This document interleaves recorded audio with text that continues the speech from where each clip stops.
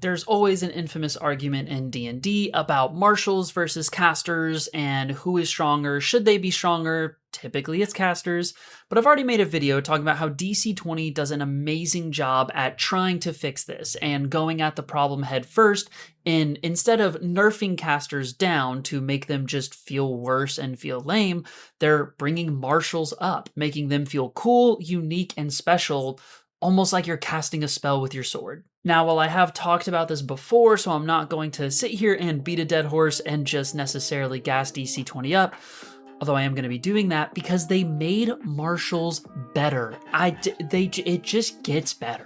If you haven't seen it, I highly suggest watching my last video, which I will throw in the description, all about the caster versus marshal thing in DC20 and how they go about combating that. To give you the TLDR, it is basically they give them things like maneuvers and stamina points, which kind of act as their spells. Maneuvers are different things you can do mid-combat that, rather than casting a magical thing, allow you to do things such as tripping, bashing, leaping, slicing in different cool ways that can have different cool effects. Now, along with these maneuvers, again in the same description, you had techniques, which inherently were just like different maneuvers, except they were usually like a little more ingrained and like you could do a bit more with it. Like instead of just a power attack maneuver, there was like a heroic leap technique, which was like doing what power maneuver did, but like with a jump added on to it. So it felt a little silly because you would kind of run into a situation of like, well, this maneuver is like just part of this technique and I don't need that part, so I'll just do this part, and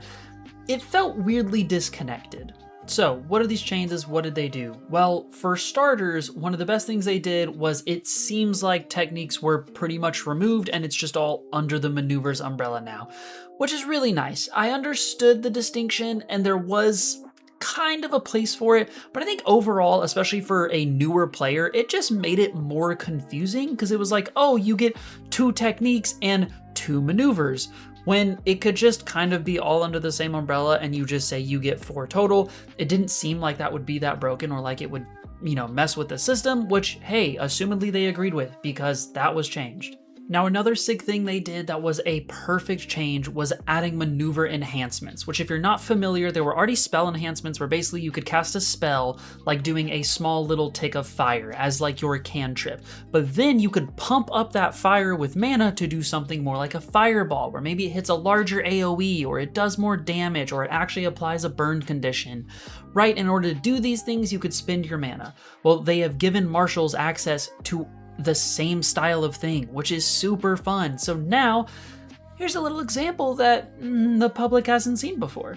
So here we have the maneuver Volley, which I am a personal sucker for ranged weapon builds like bows, crossbows, things of that nature, and this is awesome. This allows you to get to hit an area of an effect rather than just single target damage, which is most ranged weapon builds. So that's super cool, super fun. It gives you a nice little effect you can do.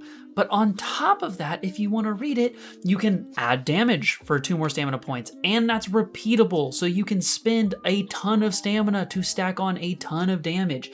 You do things like making the area larger, making the rain of fire where targets within it don't have cover or as much cover as they did before, right? All of these really cool, unique effects that you can stack onto it if the situation asks for it.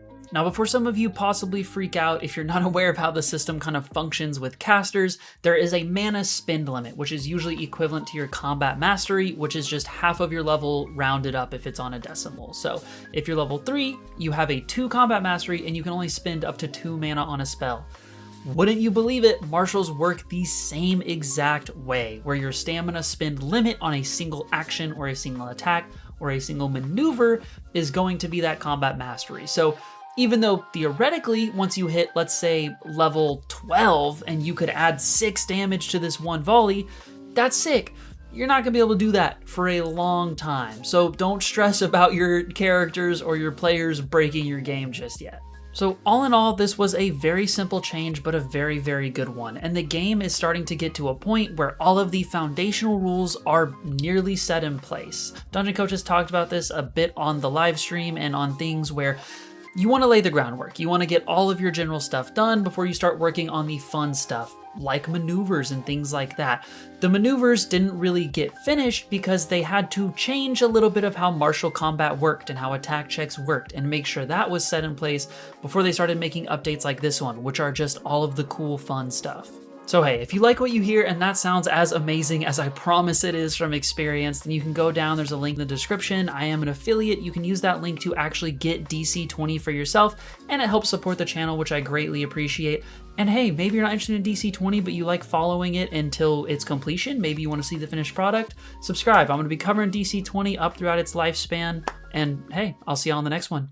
Peace out.